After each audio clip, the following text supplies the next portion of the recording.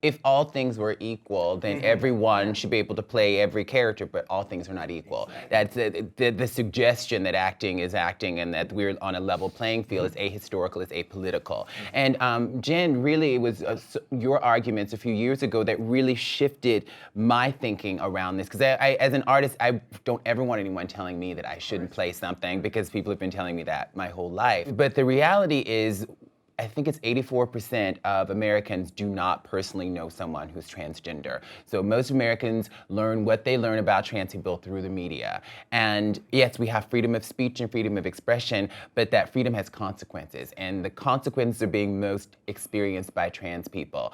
Right now in this country, in the first 54 days of this year, 10 states introduced 21 pieces of legislation targeting trans people, mostly trying to limit our ability to go to the bathroom. The Obama-era guidelines for how transgender kids should be treated in schools have been rescinded.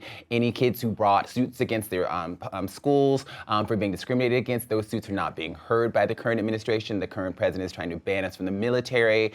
Our unemployment rate is 3 times the national average, 4 times that for trans people of color, and we're being murdered in record numbers. And so in this cultural environment, when we see representations of cis people playing us over and over again, that reinforces this idea that trans women are not really women and trans men are not really men and non-binary people don't exist. And that is the basis of the discrimination that trans people experience. The crux of so much of the discrimination we experience is that we're not really who we say we are, that we don't really exist. And so it's crucial that the representations that exist in the media, at least at this historical moment, reflect the realities and the humanity and the complexities of our real lived experience, because our lives are on the line.